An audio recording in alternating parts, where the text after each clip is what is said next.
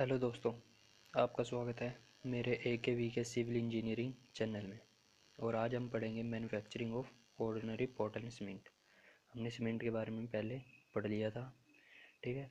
अब उसकी मैन्युफैक्चरिंग के बारे में पढ़ेंगे, ठीक है। तो मैन्युफैक्चरिंग कैसे होती है? सबसे पहले हम क्या करते हैं, हम रॉ मटेरियल को कलेक्ट करते हैं। Collection of raw material. Raw material कहाँ से कलेक्ट करते हैं?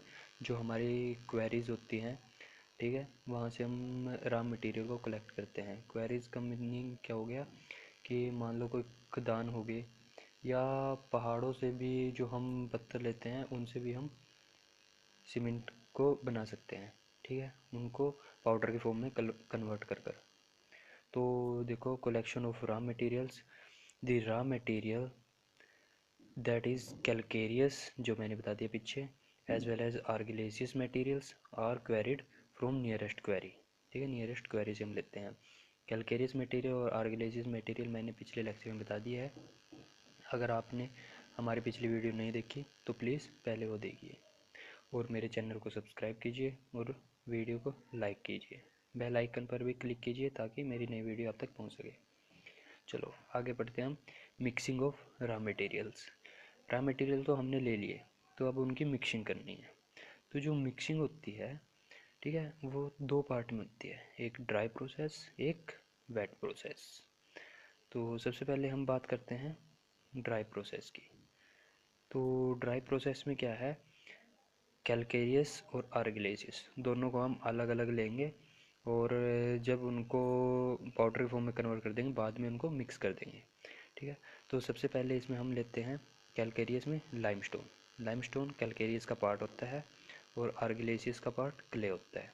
क्ले मतलब मिट्टी, ठीक है। तो लाइमस्टोन हमने लिया, जो चूना होता है, ठीक है, उसको क्रश किया, मतलब उसको तोड़ा, मतलब पतले पतले पार्टिकल की फॉर्म में कन्वर्ट कर दिया, या हम कह सकते हैं 20 mm पार्टिकल की फॉर्म में कन्वर्ट कर दिया, ठीक है। उसको छोटे छोटे पार्टिकल की फॉर्म में कन्वर्ट कर दिया। उसके बाद क्या करते हैं, इसको फाइन ग्राइंडिंग करते हैं। किसमें? बाल मिल एंड टब मिल में। तो बाल मिल और टब मिल होता क्या है? बाल मिल और टब मिल एक सिलेंडर टाइप की होती है, दो मिल्स होती हैं जो सिलेंडर टाइप की। सबसे पहले हम उसको बाल मिल में डालते हैं, ठीक है, और फिर ट्यूब मिल में डालते हैं। इन दोनों में फ़र्क क्या होता है? इन दोनों में फ़र्क होता है जो इनके बीच में जो हम आयरन बॉल यूज़ करते हैं। आयरन बॉल मतलब कि जो पतले पतले, जैसे कि आपने कंचे देखे होंगे, कंचे खेले होंगे, ऐसी ही बॉल होती है जो हम इसमें डालते हैं, और इसको जो सिलेंडर को है रोटेट करते रहते हैं, ठीक है, और वो स्ट्राइक करती रहती हैं बॉल, जो सीमेंट के पार्टिकल होंगे, ठीक है, जो हमने तोड़े, तो उनको स्ट्राइक करते रहते हैं और उनको पाउडर फॉर्म में कन्वर्ट कर देती है। तो जितने थोड़ा बहुत बचता है, उसके बाद हम उसको ट्यूब मिल में डाल देते हैं, और फिर ट्यूब मिल उनको प्रॉपर पाउडर फॉर्म में कन्वर्ट कर देता है। उसके बाद उसको स्टोरेज कर लेते हैं। अब आ जाते हैं आर्गिलेसियस की। उसमें क्ले लेते हैं, क्रशिंग ऐसे ही सेम क्रशिंग करते हैं, और वही फाइन ग्राइंडिंग इन बाल मिल और टब मिल, फिर स्टोरेज कर देते हैं। फिर प्रॉपर उन दोनों को मिक्स कर देते हैं, मिक्सिंग इन करेक्ट प्रोपोर्शन में। मतलब करेक्ट प्रोपोर्शन मतलब है कि जितना हमें ज़रूरी है कि इसको इतना यूज़ करने से प्रॉपर सीमेंट बनता है, तो प्रॉपर उसको उतना ही लेंगे हम। तो इसका मतलब यही हो गया करेक्ट प्रोपोर्शन में, ठीक है। और उसके बाद क्या काम करते हैं? उसके बाद करते हैं स्टोरेज टैंक में इनको स्टोर कर देते हैं। Storage tank for raw mixing. ये रॉ मिक्सिंग को हम स्टोर कर देते हैं। ऐसे ही दूसरा आ गया वेट प्रोसेस। वेट प्रोसेस में क्या होता है? वेट प्रोसेस में हम इसमें जो पार्टिकल लेते हैं वो 25 mm साइज के होते हैं पार्टिकल, जो हम इसमें लेते हैं, ठीक है। इसमें भी दो प्रोसेस होता है, कैलकेरियस आर्गिलेसियस। कैलकेरियस सेम चलता है जैसे हमने ड्राई प्रोसेस में किया, कि लाइमस्टोन लिया, उसको क्रश किया, ठीक है, और क्रश करने के बाद उसको स्टोर कर दिया सिल्लों में। उसको बाल मिल और टब मिल में नहीं डाला, स्टोर कर दिया सिलो। सिलो क्या होता है? जैसे आपने घर में अनाज का जो अनाज स्टोर करने के लिए जो हम ड्राम वगैरह रखते हैं, वो देखा होगा, सर्कुलर टाइप का, सिलेंडर टाइप का ही होता है वो भी। ऐसे ही सिलोज होता है, ठीक है। ऐसे ही फिर आर्गिलेसियस ले लेते हैं, और इसमें क्या कहते हैं, वॉश करते हैं। वॉश का मतलब क्या होता है? इसमें 20 to 40% हम वाटर ऐड कर देते हैं, ठीक है। उसके बाद इसको बेसिन में डाल देते हैं। बेसिन भी ऐसे होता है लेकिन वो सिल्लो की तरह होता है, लेकिन वो एक स्क्वायर टाइप में होता है, ऐसे टाइप में होता है। और जो सिल्लोज होता है वो सिलेंडर के टाइप में होता है। ठीक है, ऐसे। ठीक है, उसके बाद क्या काम करते हैं हम, तो उसके बाद इनको ग्राइंडिंग मिल में डाल देते हैं। ग्राइंडिंग मिल यही बाल मिल और टब मिल में इनको डाल देते हैं, तो फॉर्मेशन ऑफ स्लरी हो जाता है। स्लरी का मीनिंग मतलब एक गारे की फॉर्म में आ जाता है, कि पानी मिक्स होने के बाद तो आपको पता ही है। तो जैसे हम अगर सीमेंट में पानी मिक्स कर देते हैं तो वो एक प्लास्टिक फॉर्म में आ जाता है, ऐसे ये भी एक प्लास्टिक फॉर्म में कह सकते हैं कि स्लरी की फॉर्म में आ जाता है। फिर उसको करेक्टिंग बेसिन्स मतलब वही है, उसको हम करेक्ट लेंगे, मतलब जितना हमें चाहिए उतना लेंगे, उसके बाद स्टोरेज टैंक में उसको स्टोर कर लेंगे। ठीक है, ये सब करने के बाद अगला आता है बर्निंग। तो बर्निंग हम किस में करते हैं, burning is carried out in a rotary kiln. Rotary kiln क्या होती है, रोटरी गिलन एक सिलेंड्रिकल टाइप की ही होती है। ठीक है, इसके हमने डायमेंशन को ज़्यादा याद नहीं रखना है। A rotary kiln is consist of cylindrical shell. ठीक है, और इस प्रोसेस को हम देख लेते हैं क्या होता है कि जब हम स्टोरेज टैंक से लेते हैं रोटरी किलन में, रोटरी किलन में क्या होता है, क्लिंकर की फॉर्मेशन होती है। मतलब कि जो पाउडर का फॉर्म था वो वापस छोटे छोटे पार्टिकल की फॉर्म में बनना स्टार्ट हो जाता है। ठीक है, तो उनको क्लिंकर की फॉर्म में कह सकते हैं कि एक छोटे छोटे पार्टिकल बनने स्टार्ट हो जाते हैं इसमें। ठीक है, तो फिर उनको कूल करते हैं, और उसके बाद अगला प्रोसेस ये आता है ग्राइंडिंग ऑफ क्लिंकर। ठीक है, ये दे रखा है। ग्राइंडिंग ऑफ क्लिंकर का मतलब हो गया, क्लिंकर इन ले के जो बर्निंग में क्लिंकर की फॉर्म में बनते हैं उनको ग्राइंड करना। ग्राइंड करना मतलब बाल मिल और टब मिल में डालकर पाउडर की फॉर्म में वापस कन्वर्ट करना। तो एक clinker as obtain from rotary kiln are finally grounding in ball mill and tube mill. क्या रोटरी किलन से लेते हैं क्लिंकर फॉर्म में जो पार्टिकल होते हैं, तो उनको बाल मिल और टब मिल में डालकर कन्वर्ट कर देते हैं, और इसमें ऐड करते हैं 3 to 4% gypsum. 3 to 4% gypsum is added to contain initial control initial setting time. उसका इनिशियल सेटिंग टाइम इंक्रीज करने के लिए हम उसे 3 से 4% क्या डालते हैं, जिप्सम। जिप्सम क्या होता है, जिप्सम एक मिनरल होता है जो मैंने बताया है अपनी पिछली वीडियो में।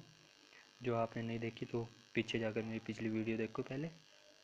ठीक है, तो जिप्सम एक मिनरल होता है जिसका फॉर्मूला क्या होता है, कैल्शियम सल्फेट, CaSO4। ये इसका फॉर्मूला होता है, CaSO4। ये इसका फॉर्मूला होता है जिप्सम। ठीक है, तो अब बात आती है आगे कि हमने कूल कर लिया था उसको, फिर आगे जिप्सम उसमें ऐड कर दिया, ग्राइंडिंग कर दी क्लिंकर बाल मिल और टब मिल में। ठीक है, स्टोरेज इन सिलोज में स्टोरेज कर दिया, वेट कर दिया और उसको पैक कर दिया बैग में और डिस्ट्रीब्यूट कर दिया। ठीक है, यहाँ तक हमने पढ़ लिया। आगे हम बात करते हैं बाल मिल और टब मिल की। तो क्या होता है बाल मिल और tube mill. Ball mill, it consist of steel cylinder dia, दो से मैंने कहा था कि एक सिलेंडर की फॉर्म में होता है जिसका डाया 2 से 3 मीटर होता है, लेंथ 6 से 10 मीटर लेंथ होती है, और 5 से 10 सेंटीमीटर में की उसमें आयरन बॉल होती है, यूज़ करते हैं। और रोटेट करता है ये cylinder 60 to 80 revolution per minute, 1 minute में 60 से 80 बार घूमता है ये। ठीक है, ऐसे ही ट्यूब मिल होती है, डायमेंशन सेम होती है लेकिन आयरन बॉल इसमें छोटी होती है, इसमें 2 से 3 सेंटीमीटर होती है। Used of fine grinding of clinker steel ball 2 to 3 centimetre dia is used. Weight होता है बैग का, जो हम बैग के भरते हैं 50 किलोग्राम, 50 किलोग्राम। ठीक है, अब बात करते हैं कि सेटिंग एक्शन ऑफ सीमेंट, कि सीमेंट का सेटिंग एक्शन, उसकी स्ट्रेंथ को अगर हम बढ़ाएं तो क्या क्या ऐड करना पड़ेगा। तो हम बात करते हैं setting action of cement when cement contain contact with water, तो then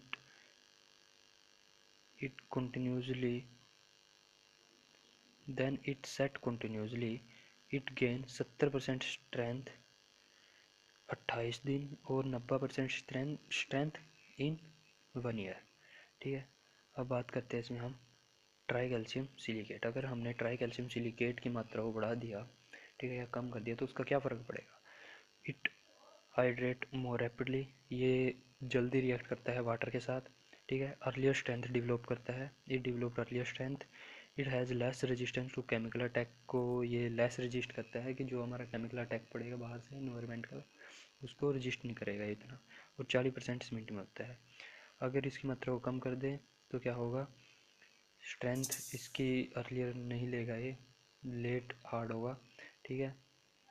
ये इसका अगर कम कर दे तो ये डिफेक्ट पड़ेगा इसका। उसके बाद आता है die calcium silicate. Die calcium silicate ये रिएक्ट कम करता है, हाइड्रेट स्लोली वाटर के साथ, और स्लोली हार्ड होता है, hard more slowly. It provide ultimate strength to the cement, cement को अल्टीमेट स्ट्रेंथ देता है, लेकिन टाइम बहुत रहता है स्ट्रेंथ के लिए। More resistance to chemical attack, और 32% सीमेंट में होता है, ठीक है। अब बात करते हैं try calcium aluminate. Try calcium aluminate में क्या होता है? It is fast react fast करता है, लेकिन स्ट्रेंथ अच्छी नहीं देता है शुरू में, ठीक है। तो कहा initial setting of cement, initial set हो जाता है जिसकी वजह से कि फास्ट रिएक्ट करता है वाटर के साथ, और वीक अगेंस्ट सल्फर अटैक में वीक होता है। It does not contribute to develop strength, वही बात कह रहा है मैं, जल्दी स्ट्रेंथ मतलब अच्छी स्ट्रेंथ नहीं देगा ये, ठीक है। और 10% सीमेंट में होता है। अब बात आती है ट्राई कैल्शियम एल्यूमिनेट फेरिट, ठीक है। ये स्लो रिएक्ट करता है वाटर के साथ, पुअर सीमेंटिंग वैल्यू होता है, इसलिए ये 10% ही सीमेंट में होता है। और अब बात आएगी आगे टेस्टिंग ऑफ पोर्टलैंड सीमेंट, ये हम अगले लेक्चर में पढ़ेंगे। तो thank you for watching my video. अगर आपको अच्छी लगी तो लाइक कीजिए, मेरे चैनल को सब्सक्राइब कीजिए, और बेल आइकन पर क्लिक कीजिए। Thank you very much.